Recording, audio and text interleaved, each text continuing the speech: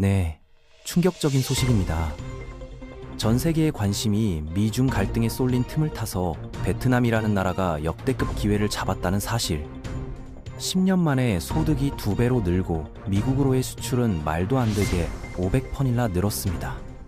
하지만 더 흥미로운 사실은 여기서 끝이 아니라는 겁니다. 현재 베트남의 성장 동력, 깊숙한 곳에서는 시한폭탄처럼 작동하는 심각한 위험 신호가 감지되고 있습니다. 그와 관련된 내용, 지금 바로 캐피탈 코드에서 그 실체를 낱낱이 파헤쳐 보겠습니다. 베트남의 경제적 성취를 제대로 이해하려면 이들이 어떤 바닥에서 시작했는지 먼저 알아야 합니다. 1975년 전쟁 종결 당시 베트남은 말 그대로 폐허였습니다.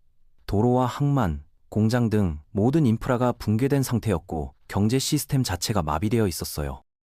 당시 베트남의 전체 경제 규모를 따져보면 현재 한국의 중견기업 한 곳 수준에도 미치지 못했습니다. 통일 후 베트남 정부는 소련식 중앙 집권 경제 체제를 선택했습니다.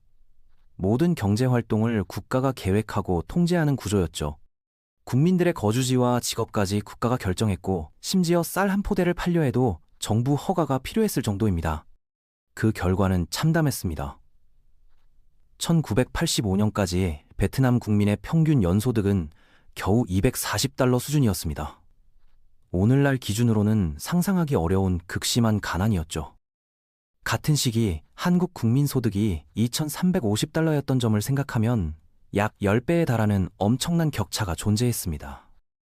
국가 전체가 붕괴 위기에 몰린 채국 86년, 베트남은 운명을 바꿀 결단을 내립니다.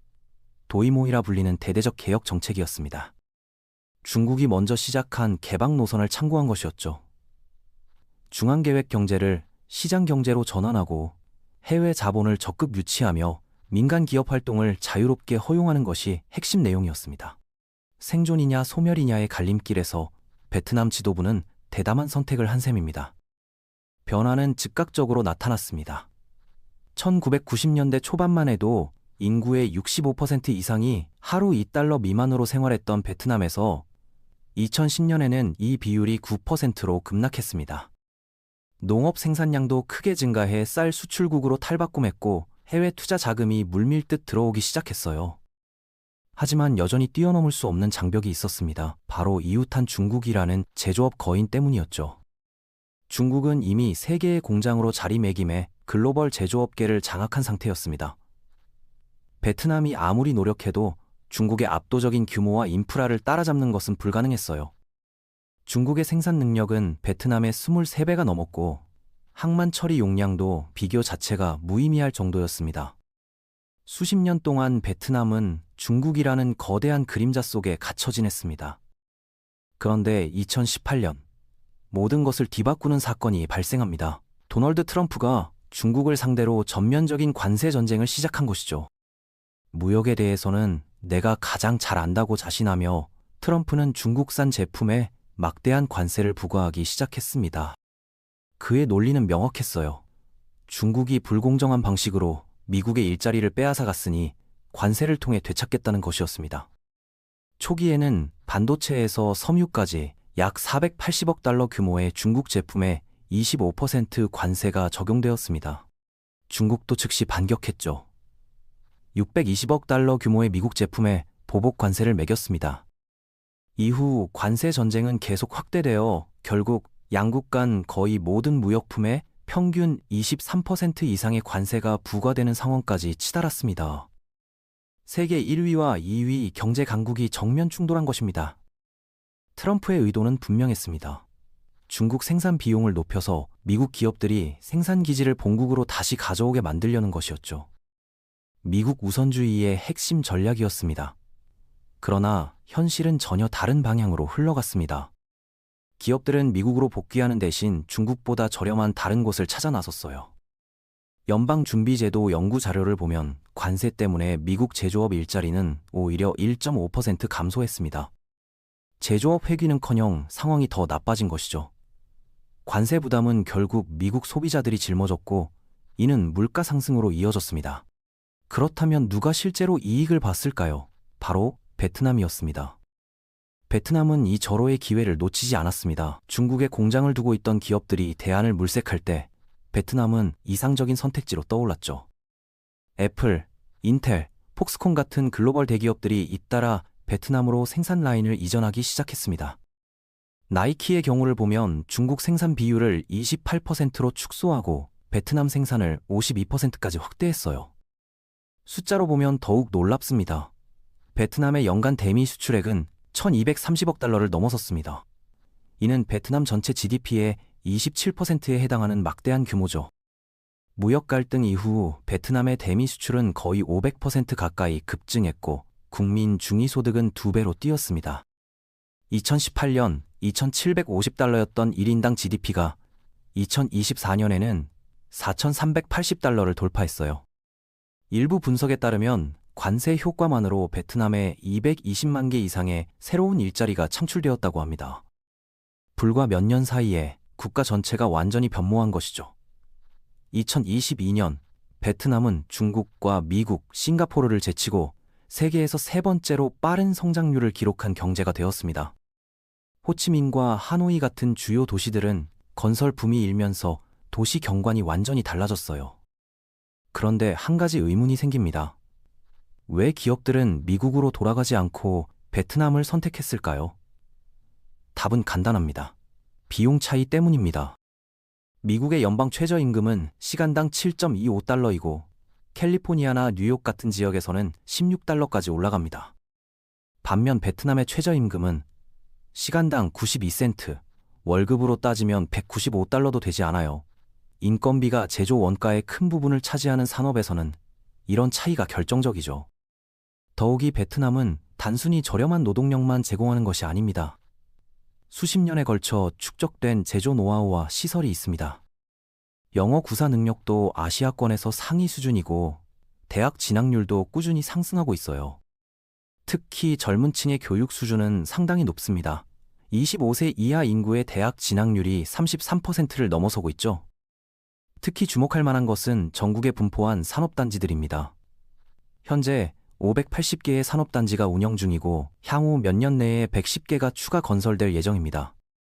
이 중 옌퐁 산업단지는 82제곱킬로미터 규모로 애플과 캐논 같은 글로벌 기업들의 핵심 생산 거점 역할을 하고 있습니다. 매일 수십만 대의 스마트폰과 노트북이 이곳에서 생산되고 있어요. 삼성의 사례를 보면 베트남의 위상이 확실히 드러납니다. 베트남에 있는 삼성 휴대폰 공장에서 전 세계 공급량의 53% 이상을 생산하고 있습니다.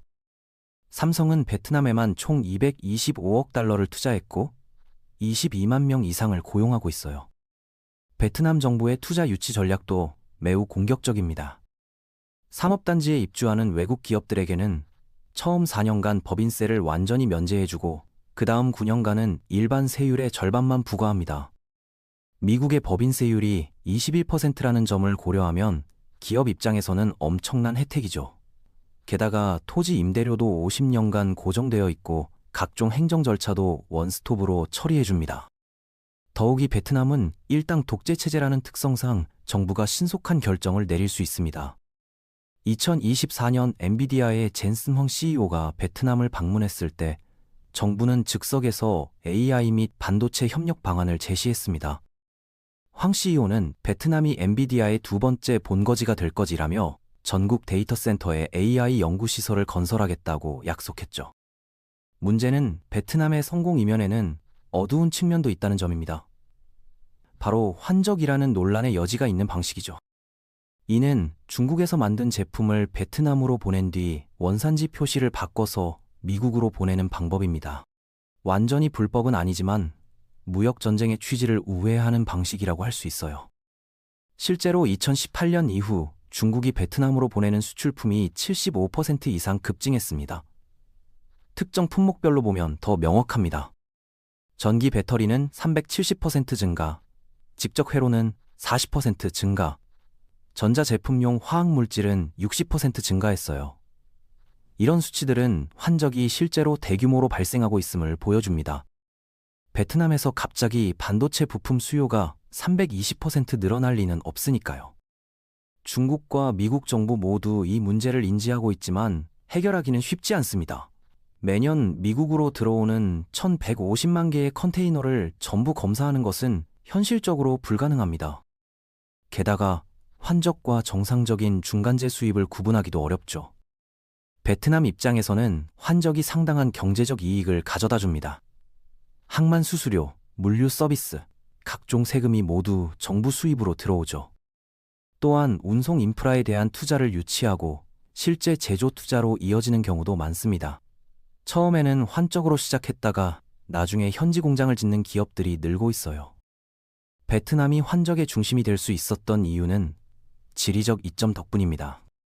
남중국해에 전략적으로 위치한 베트남은 전 세계 해상 운송의 35%가 지나가는 핵심 통로에 있습니다.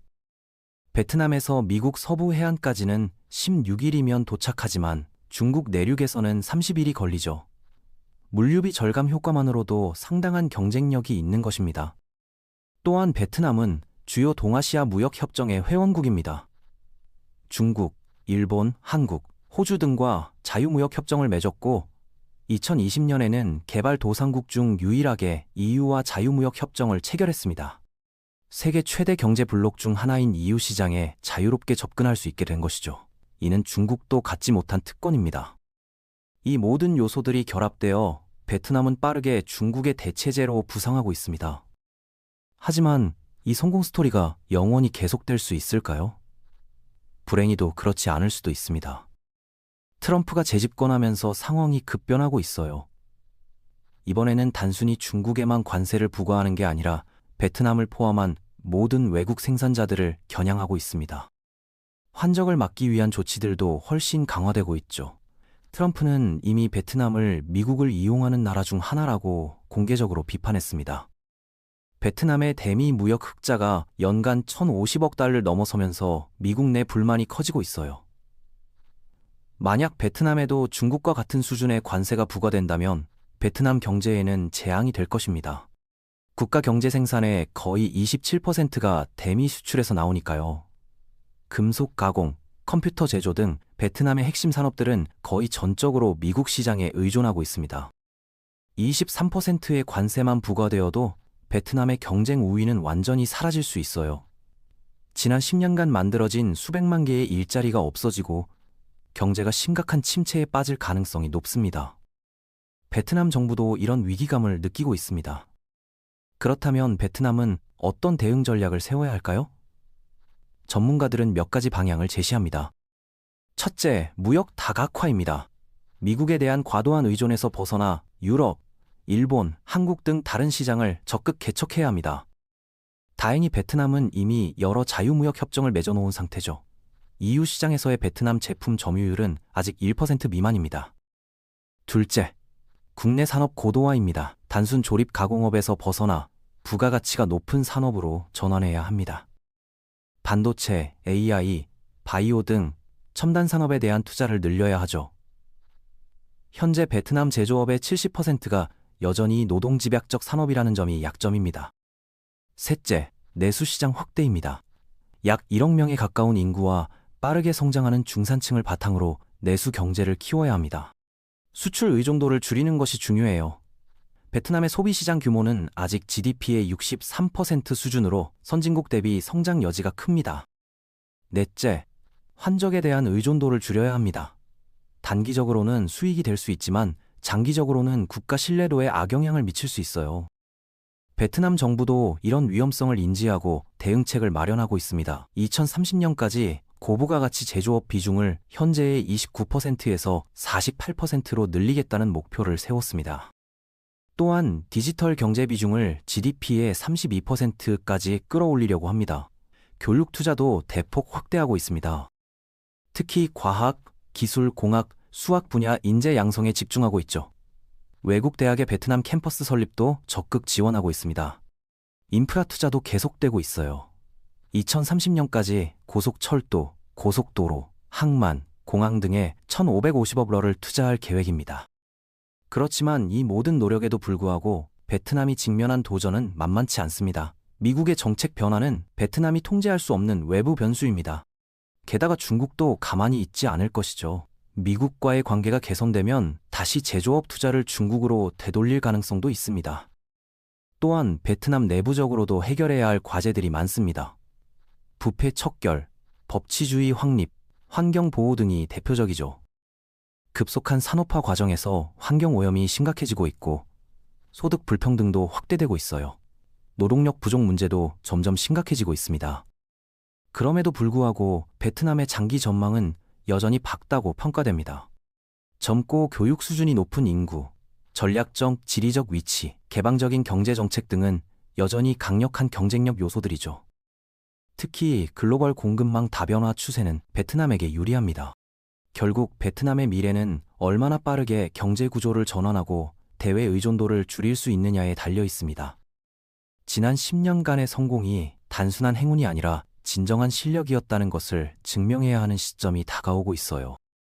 베트남이 다음 아시아 경제 강국으로 도약할 수 있을지, 아니면 무역 전쟁의 또 다른 희생양이 될지는 앞으로 몇 년이 결정적일 것입니다.